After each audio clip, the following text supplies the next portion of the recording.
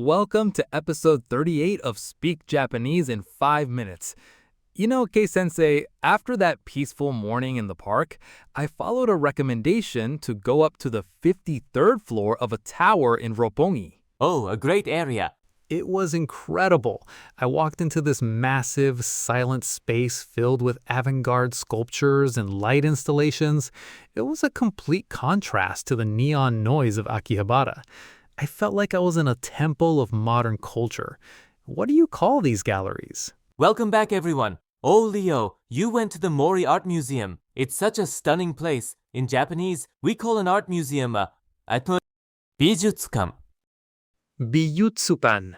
It's where we go to find inspiration and see how artists interpret the world. Tokyo has so many incredible bijutsukan hidden in the skyscrapers.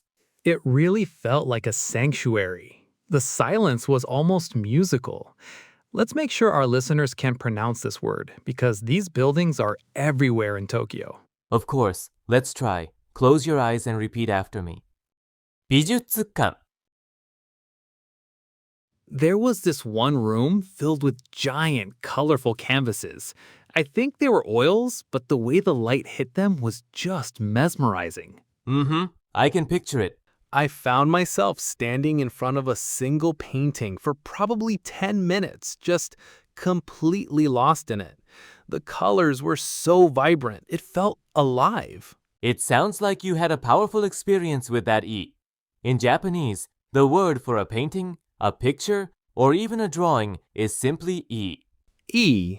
Yes, it's a short word, but it covers everything from a child's sketch to a masterpiece you would find in a bijutsukan. It shows how in Japanese, sometimes the simplest concepts are held in the highest regard. I love that. A single sound for a world of imagination. I stood there looking at that painting and just felt, wow, that's the only word for it. Let's practice that one for sure. Okay, please repeat after me. E. And it wasn't just the art, Ki-sensei. Everything in that exhibition was just perfect. The clean lines, the minimal lighting, the space between the pieces. Right, the entire atmosphere. Exactly. Even the way the staff moved so quietly and respectfully. I wanted to tell the person next to me how beautiful it all was, but beautiful just felt like such a small word for what I was seeing. I know exactly what you mean. The English word beautiful can feel limited sometimes. In Japanese, we often use the word kirei. Kirei? Yes, it can mean pretty or stunningly beautiful, but its other core meaning is clean or pure. So when you say the exhibition feels kirei, you're describing that perfect, uncluttered, polished aesthetic you felt. That's it. That's the word. The whole experience was just so clean and pure. It's a word that feels very Japanese in its elegance.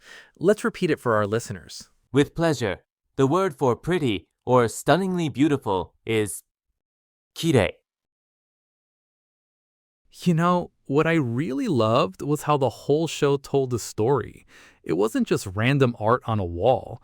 It felt like a curated journey through the artist's mind and life. There was a sign at the entrance that said it was a special exhibition or something like that. Ah yes, you're talking about the Tenji. Tenji? Exactly. It means the exhibition or the display. When a bijutsukan puts together a specific theme or a special collection of an artist's work, we call it a tenji. A great tenji isn't just a collection of E. It's an experience that can change your perspective on things. That's exactly what it was, an experience. The whole show was incredible from start to finish. I'm so glad I have a word for that now. It's a very useful word for museum lovers. Let's practice it. Please repeat after me. Tenji. Before we head back out into the city, Leo, let's just quietly reflect on our art vocabulary. No rush, just like being back in that gallery. Good idea. Let's cement them in. First, the building itself, the art museum. Bijutsukan.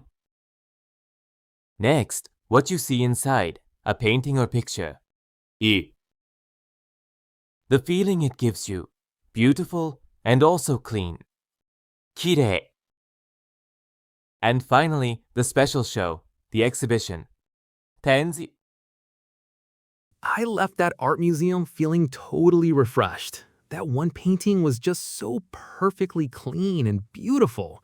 I'll never forget that feeling. Thanks, Ki-sensei. My pleasure, Leo. Next time on episode 39, we're going from looking at art to touching it. We're exploring the world of traditional Japanese crafts. 工芸品 We'll learn how to talk about handmade pottery, textiles, and finding the perfect, authentic souvenir. またね